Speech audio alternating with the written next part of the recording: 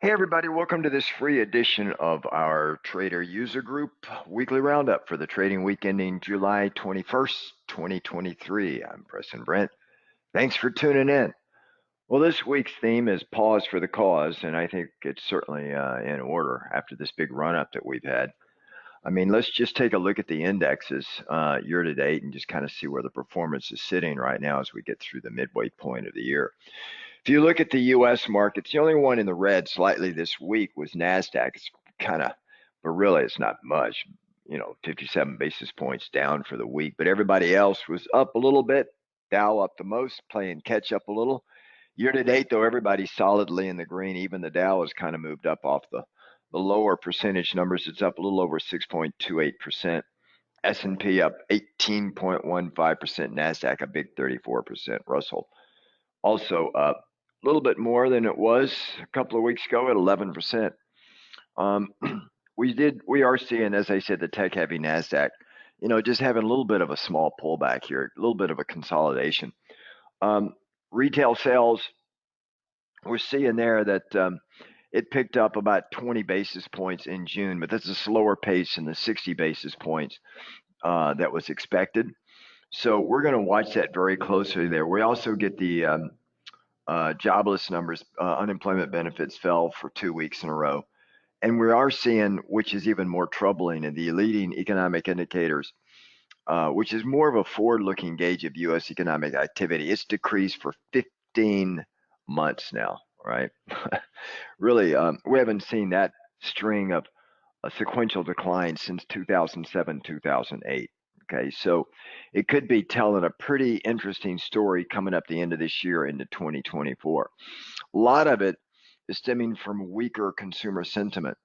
And housing construction is starting to slow down a little bit also. You can see there the PE ratio. The forward is 20.68. That's still very rich in my mind. I think that needs to pull back a little bit. Dividend yield is fairly modest at 1.53 for the S&P 10-year Treasury. Pretty much flat for the week at 3.81%. The earnings yield is at 4.82% for the S&P. And you can see the yield over the 10-year Treasury, a little over 100 basis points. Real yield is positive, meaning it's higher than inflation, headline inflation number rather. Current VIX, it was up, but relatively flat. It closed out the week at 13.6. Prior week was at 13.34. So up, but really not that much, guys. Leading sector for the week was energy, the worst communication services, but for the year is the exact opposite of what we had in 22. Technology is leading the way at 23% up. Energy is leading the way to the downside at 20.89%. Okay. And if we come over to European markets to kind of see how they are faring there, we did see in the UK annual CPI growth slowed a pretty good bit from 8.7% in May down to 7.9%. Most of it due to falling energy prices, primarily gasoline prices rather. Now, the Bank of England is still saying that it's way higher than it needs to be. So let's just see if they continue to hike the rates. And then across the Eurozone, they barely in the Eurozone escaped a recession in Q1 of this year. They had revised numbers showing that their GDP came in the first 3 months of this year at only barely above zero, right? And the prior quarter was down 10 basis points. So just a little bit up for the quarter. Hang on one second, guys. I am going to mute my mic just real quickly here for a second.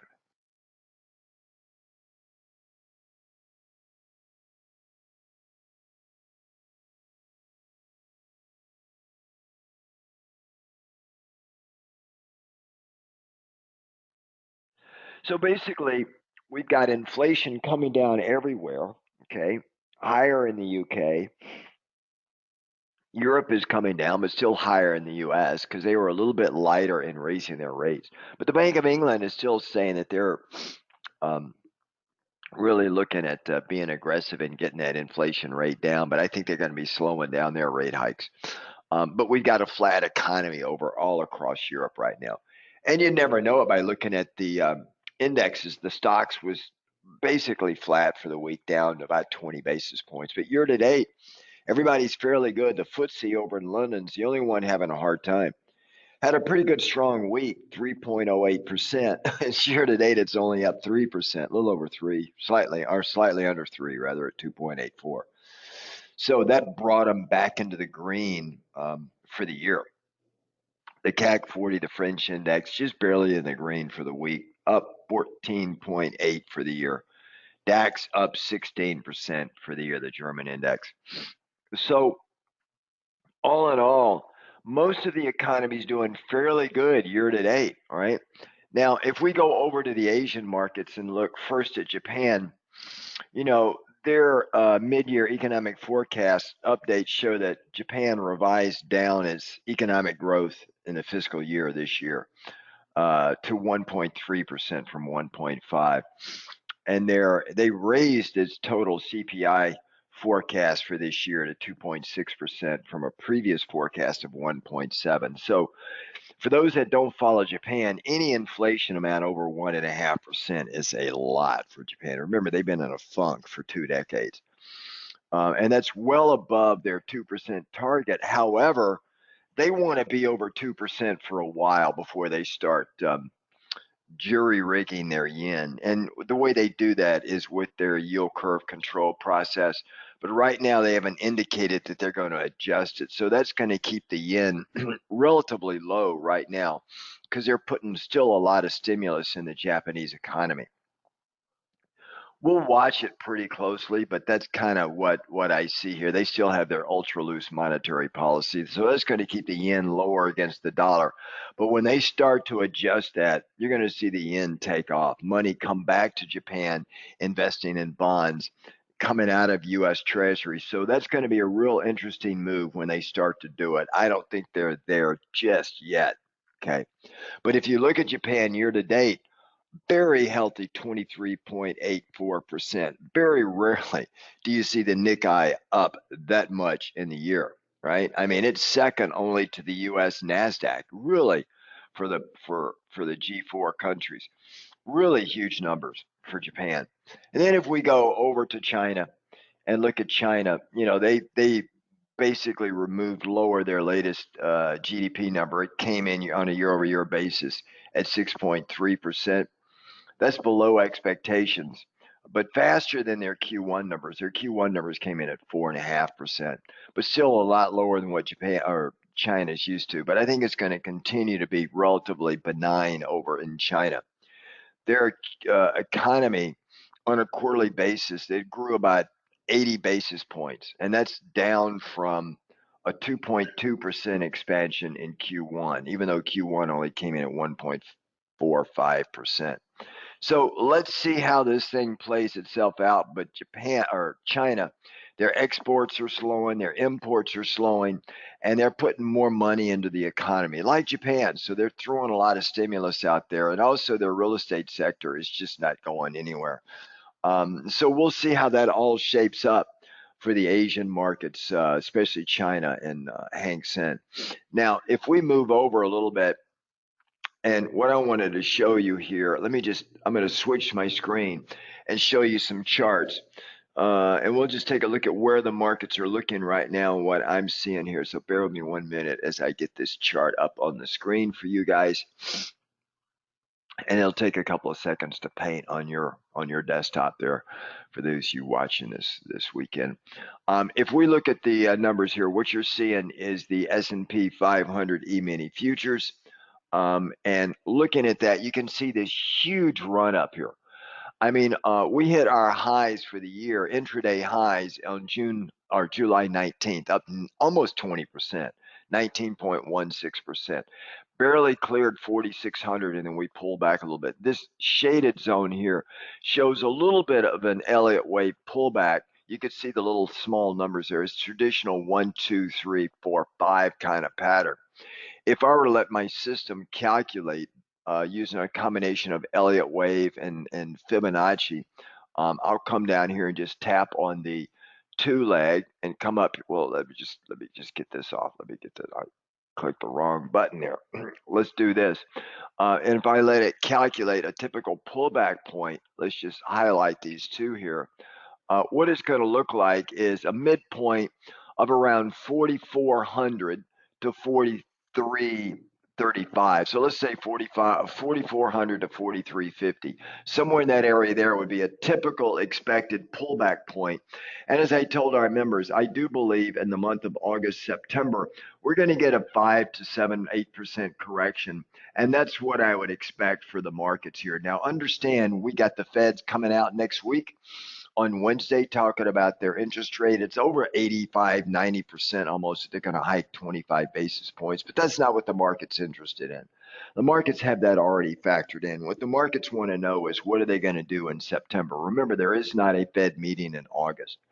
Right now, there's about a 16% chance of another 25 bip hike in September, but it all depends. Even though headline inflation is down 3% to 3%, the core number is over 4.6, I believe, in that area, and that's still too high for the Feds. So they're going to probably talk tough and say that September meeting after this one next week is still a live meeting. So that may put a little bit of downside action in the markets. We're also getting earnings next week. And next week, remember this past week, we did see Netflix and Tesla. They both missed some of their numbers. Tesla was down about 9.7%. Netflix was off 8.4.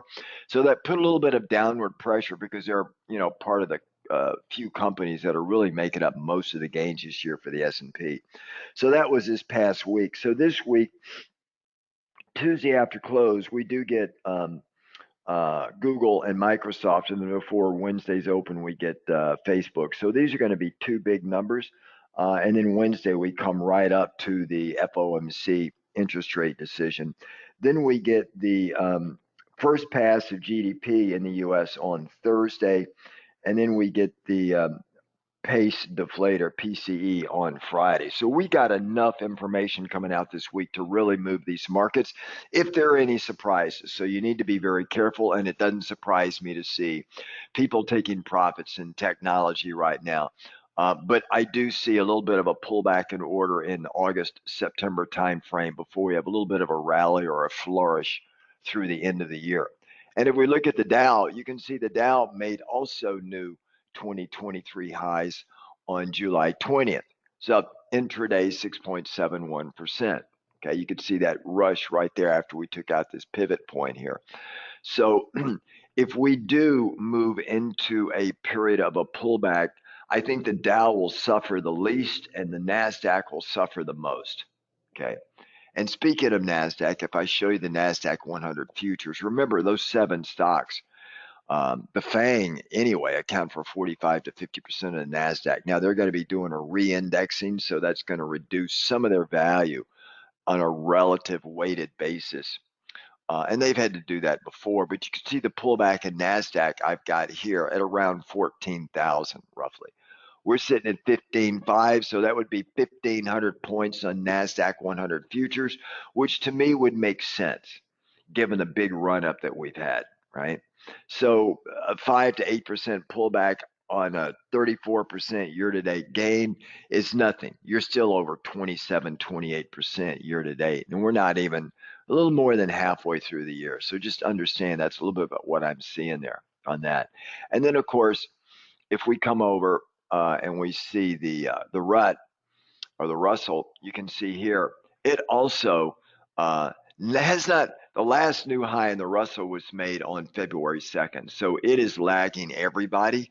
We've had new highs in the Dow, the E-mini, and the S&P 500 and NASDAQ. But look at the RUT. It was in the red as of on the open on June 2nd.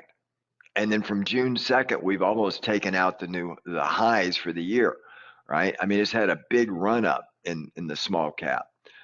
But I do believe we're going to have a little bit of a pullback there as well, guys.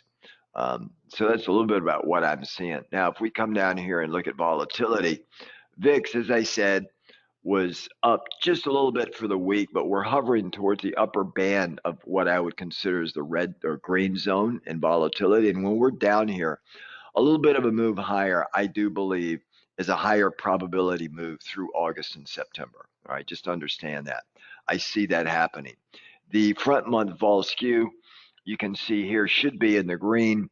It's approaching a break even, but normally this is called a contango, which means that's a normalized vol skew. And if we look at the back month, again, a normalized vol skew well and constant in the green. So there is not a lot of fear in the markets. Now, this can change very quickly, but right now there's not a lot of fear in the market. So if we do have a pullback, I think the market participants are going to view that as a buy the dip moment more than anything else, right, going into the end of the year.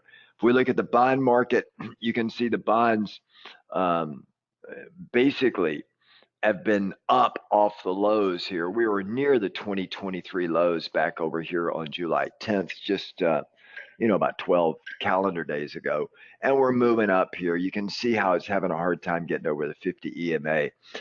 If it breaks it, it's going to run up and challenge the 200. I do believe the bonds are going to move higher and interest rates are going to move lower as we go through this year. All right. The bond market is saying that. Now, I don't trade bonds or currencies unless I'm in a longer term trade or interest rates about 4 or 5 days before the Fed meeting and doing their interest rate call, because they could surprise the markets and you just get a crazy ass move. Because remember, when the Feds hike their rates or they change their policy statement a little bit to reflect that they're going to be more hawkish or more dovish, it doesn't matter. The first things that move are going to be bonds and interest rates, obviously, and then currencies. Equities are not going to be far behind, but they're not going to move like this. So I usually stand down unless I'm in a longer term trade. Okay. So I would, for those of you that like to trade bonds and rates and currencies, I would stand down until we get through that evolution next week, and then let's see how it shapes up. And if you look at the rates, let's look at the 10-year rate rather, not the 30. You can see the 10-year rate tested the peak that we made back over here in March of this year, right almost to the penny. And now we're pulling back. But the rates are moving up only because the Feds say that they're going to be hiking. And depending on what they say this Wednesday, we're going to see the rates move up higher or not, right? So flip a coin. And I don't like making those kind of trades. I like to get a little bit more definitive before I place a trade in one of these asset classes. So we're going to get that this next Wednesday. Okay. And then, of course, if we come down here and look at currencies, let me show you the dollar here. Longer term, you want to be bearish the dollar, right? You can see here the dollar came down to my original forecasted low, and I put that out here earlier this year. In the first quarter of this year. We didn't quite get there. We moved up and now we're back down, and it's going to be kind of hovering down here. We hit the low for the dollar on July 18th. It was down about 3.87%. Longer term, the dollar will move lower. If we have a recession, even if it's a light one, the dollar is going to move back up. But short of that, there's just too much downward pressure on the dollar, which means there's upward pressure on the euro. And if we look at the euro, here we go, right here, right? My target for the euro back over here in Q1 was actually $1.11, and we came up and just about kissed it back in April and May timeframe, right? And then we pulled back, and then we took out the 50 EMA, tested it, and then we came right back up through here, and right at my target. This is kind of where we're sitting right now. And you can see here, there is no divergence in this. So any dip in the euro is going to be a buying opportunity for the euro, right? Which is why I'm more short the dollar, which means you want to be long the euro, because the euro is roughly about 58% of the dollar index, okay? And of course, if we look at the yen, I've been waiting for this, but every time you expect the Bank of Japan to reduce or get rid of or loosen their yield curve control, they come out and say they're not ready to yet. Basically, that just means they're putting a lot of stimulus in the economy and the yen is mostly bearish. You can see all these run-ups, and then when they come out and make their announcement, it comes back over again, right?